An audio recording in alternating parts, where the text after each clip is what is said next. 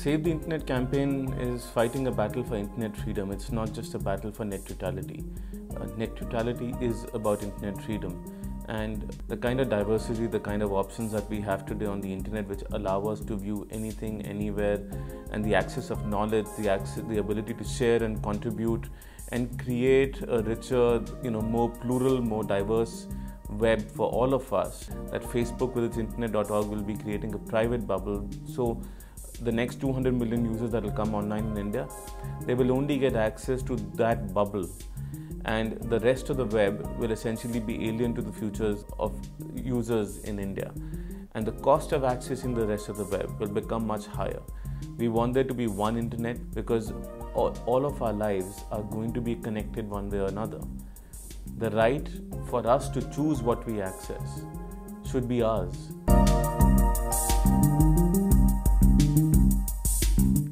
Privacy is possibly the most important aspect of everything that we have. Civil liberties are intrinsically linked to privacy. We are all data today. Our data is our identity today. And we should have the right to control that data, control that identity. We might be giving our data to a social network, or a telecom operator may be in a position to track what we use, where we go, what sites we surf. Some of this is very private to us, and therefore it's important that that data be owned by us, and we should have the right to recall the data that someone else may have collected. We have the right to know what they're using it for. We should have the right to know to prevent them using it for something. Someone can manipulate that data, and that can be used to implicate you.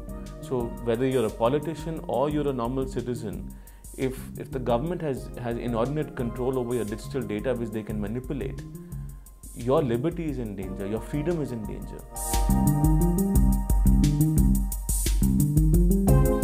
The data that Facebook is taking, we are giving it to us, it's our choice.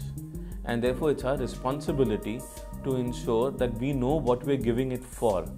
Unfortunately, Facebook has a history of changing its privacy policy over a time, and there is this notion of consent without being informed. Once you've given your consent, every time there's a change in policy, they should be informing you there's a change in policy. Unfortunately, you find that your data is being collected for things that you never knew. They're not protecting some of this data, so people are able to access more data about who you are, who you're connected with, what you're doing. All your life is connected now around digital data. Your Facebook account connects you with your family. You're identified with them, with your friends. Every like you make, everywhere you go. Your mobile phone book gets pulled in by the Facebook app. They take your consent, but what are they using it for?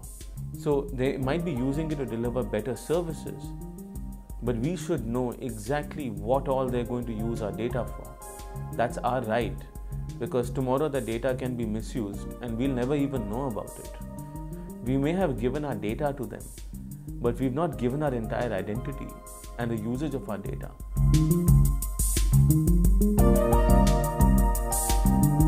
Firstly, the legal safeguards are completely insufficient because there is no privacy law in this country. In fact, the Government of India and the Supreme Court in the Aadhaar case argued that there is no fundamental right to privacy. Frankly, the right to privacy is fundamental because it is essential for liberty, for you to have a right to privacy, and it is therefore a part of Article 21 of the Constitution of India. But also in terms of what our choices are, I think we need to be aware that our data is being shared, it's being collected, and we need to make sure that we don't connect multiple sources, multiple databases, multiple sites all together. Some of this is being done by Google and Facebook, where they get access to what you're doing across the web. So we need to take control and not allow these silos to be combined.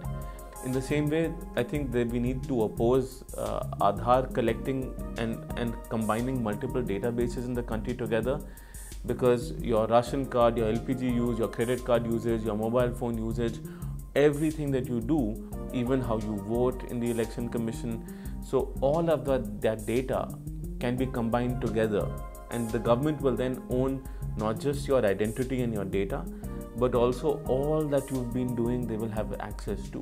When they have the data, there is a potential for them to manipulate it, for them to use it without your consent.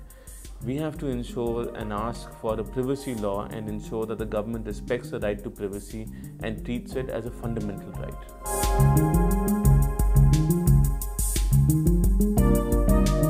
That's a problem that hasn't hit us yet, and I think it's going to be very scary when it does. Today, as an example, today a mobile phone, even though you may think that it's not on, just with the battery in the phone, it can be switched on without your knowledge. People can turn on the microphone and listen into what you're doing. And therefore, as more and more devices get connected, privacy is going to become the biggest problem, because the features of those devices can be used, the data can be collected, people can know where you are at what point in time. And this is not just devices in your home, it's devices that you carry. You could have a car which is connected to the internet, and therefore your car's location would be available to someone or the other.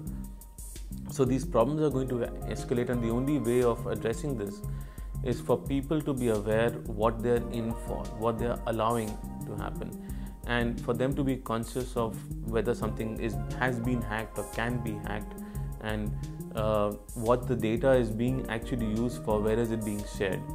We have to become more conscious, because frankly it's our individual right to privacy, and therefore it's also our responsibility. I don't think the state is geared up to protect us. I'm not even sure whether the state actually wants to protect our individual rights, given what they're doing with Aadhaar, and given all the surveillance systems being put into place.